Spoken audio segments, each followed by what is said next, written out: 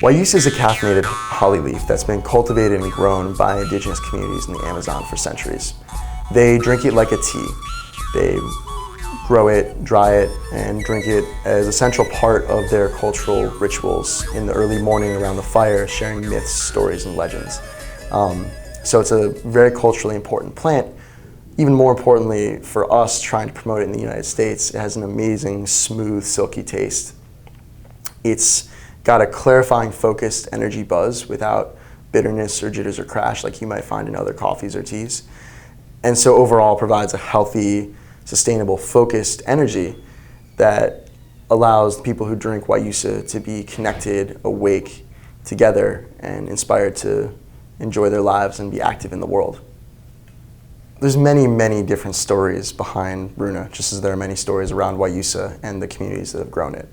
At its very essence, the way that we came together was around an idea of sharing, connecting, and supporting livelihoods, cultures, and ecosystems. So very early on, members of Team Runa, particularly my business partner Tyler, although myself as well to some extent, had various different interactions with indigenous communities of the Amazon basin. We'd both spent time traveling around Ecuador, Peru, Bolivia, and we had a very strong passion for supporting these lifestyles, supporting these communities in their efforts to protect the forest they're in and not have to make the tough choice of whether to feed their family or to support the ecosystems that they'd been a central part of for generations. So the original inspiration to work with Wayusa came both through this passion, but more specifically, an interaction wherein Tyler hosted an Ecuadorian shaman at his house in California. And this shaman came to him with a suitcase, and the suitcase was half full of his clothes and half full of Wayusa, which he called his oro verde, or his green gold. And he shared his visions for this plant and how central it was to their community, how they get up at 3 in the morning and sit around the fire and share stories and myths and legends, and they use the Wayusa and those connections they have in the early morning hours to inspire them throughout the day and help them understand what it is to be Runa, because Runa, in the language of the Kichwa, means fully embodied and spirited person, as in we the Runa.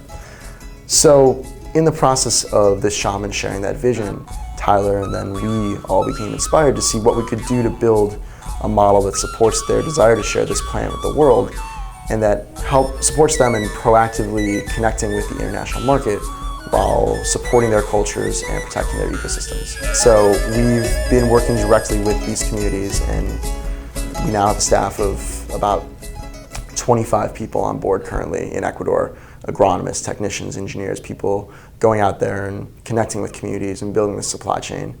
And in the meantime, we've been carrying on the work here of getting this product into markets and connecting with consumers. But it all began from this dream and this interconnection and this idea of sharing this plant, these cultures, these amazing and beautiful ideas between two continents. We buy directly from farmers.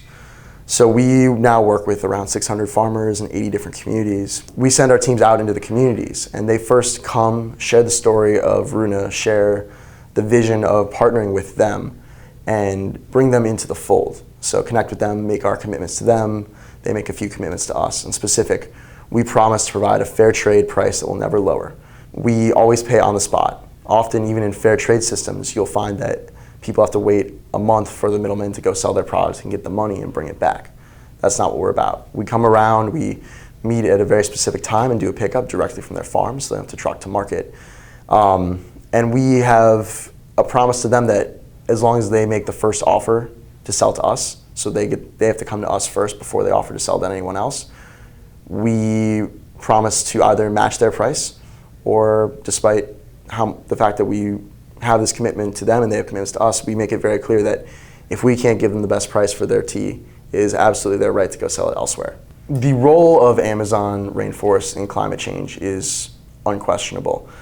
They are the lungs of the earth. They are one of the most diverse ecosystems on the planet. Ecuador is considered one of the most mega diverse countries in the world.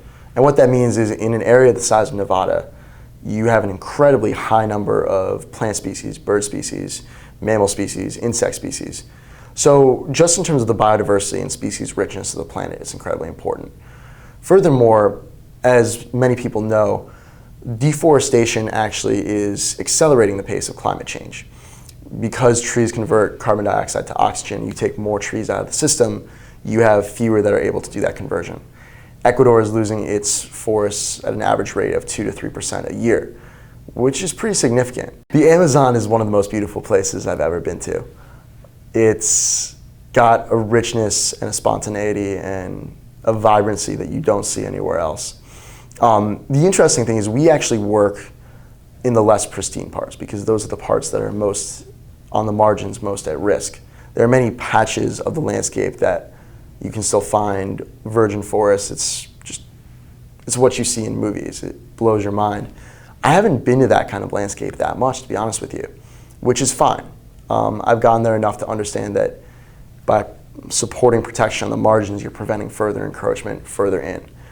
But it's wild. I've seen animals and species and plants that you could never imagine. Huge palm trees, jungle crocodiles, birds that look like something out of Jurassic Park, in a good way, just plumes of orange colors and things that you wouldn't believe. It's like being in a fairy tale in a lot of ways.